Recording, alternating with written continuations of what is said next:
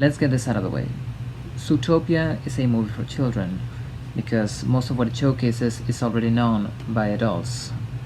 Moving into a big city, getting a first apartment and establishing your situation, people from metropolitan areas being apathetic and sort of rude, the first day at a new job, all the classics. It's what Judy goes through to chase her dream of being a police officer, which is not many people's ambition, but it nevertheless comes from her idealism. She wants to do good, and that is her way of doing so.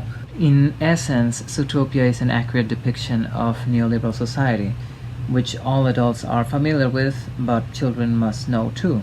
Zootopia deals with two very controversial topics, racism and the police.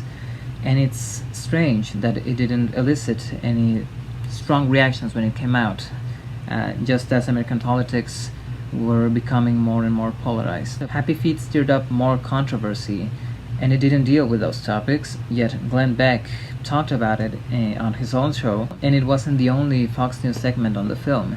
Zootopia didn't provoke that response. And we will examine how Zootopia deals with racism and the police and what it achieves. So let's begin.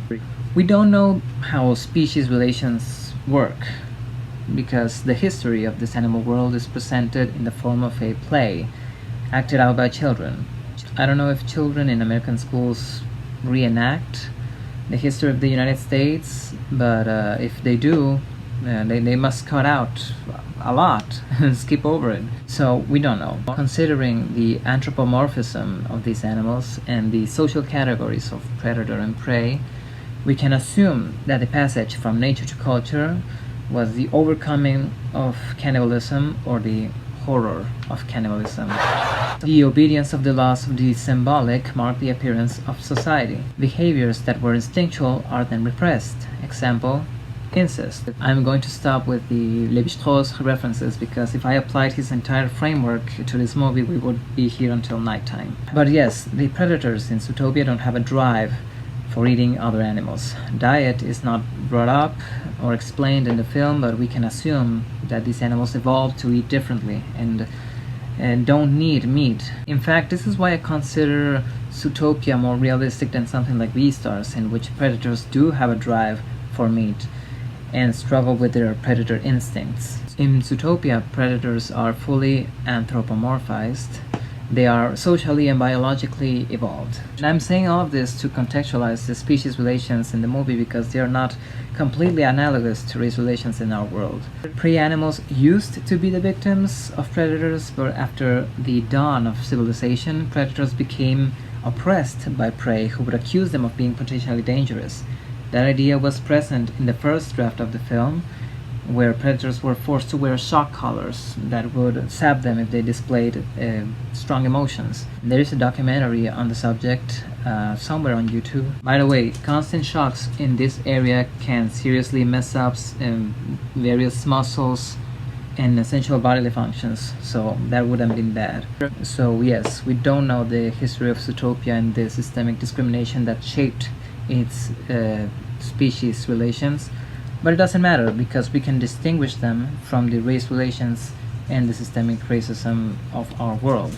We could make more Thermian speculations on why this fear of predators persists, but it is much more important to recognize why the racism in our world persists. To give an example, if we take the history of black people in the United States, only in the United States, from the Atlantic slave trade and slavery in the colonies, to the founding of the United States with the ratification of the Constitution, to the Civil War and Reconstruction, to the Civil Rights Movement and the end of the Jim Crow era, that last point in history happened yesterday. And taken all together, it's all recent.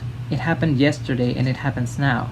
To close this chapter on Zootopia's race allegory, I want to address the press conference scene in which Judy is asked why predators were going savage. She responds by saying, "We don't know, but it may have something to do with biology. It might be a component of their DNA. It's entirely possible."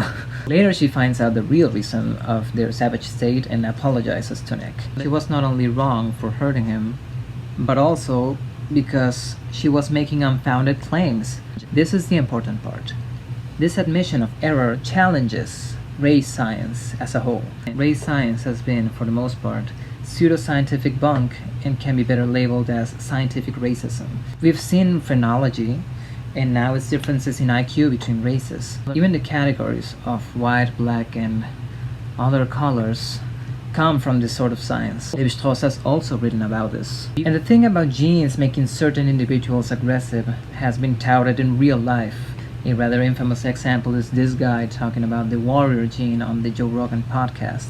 Be wary whenever someone makes claims like this, even if they're scientists, because most of the time they're not, and they have an agenda. I even got flashbacks from the JonTron debacle from 2017. Back to the press conference scene. This rejection of race science and scientific racism isn't as explicit as the general message of anti-racism, but I hope the children who see this movie can make the connection. The reason why I titled this video how I did is because since the events of last year, the summer protests against the killing of George Floyd, the general view on the police as an institution has changed, at least in the United States. I will not go further into this topic because the video is getting long and there is better information available that I'll link below. Let's cut to the chase. Are the police officers the good guys in the movie? Yes. They unveil the conspiracy and get the culprit behind it. It is a solution within the system, whereas in the real world some people question if the police as an institution can even be reformed. I'll leave you with this thought. The higher-ups in the government are shown plotting against their citizens. If the government, the maximum authority in a society, can be corrupt, the police can be corrupt. There is even a mob boss allowed to live in Zootopia that Judy has ties with. Again, I hope the younger viewers can make the connection. Thanks a lot for watching. I really encourage you to check out the material in the description. There's a lot about racism in America, police brutality, race as a concept. There are videos, papers. I will be making more content like this, so if you would like to see more, you can subscribe and let me know that you would be up for that. Thank you. Bye.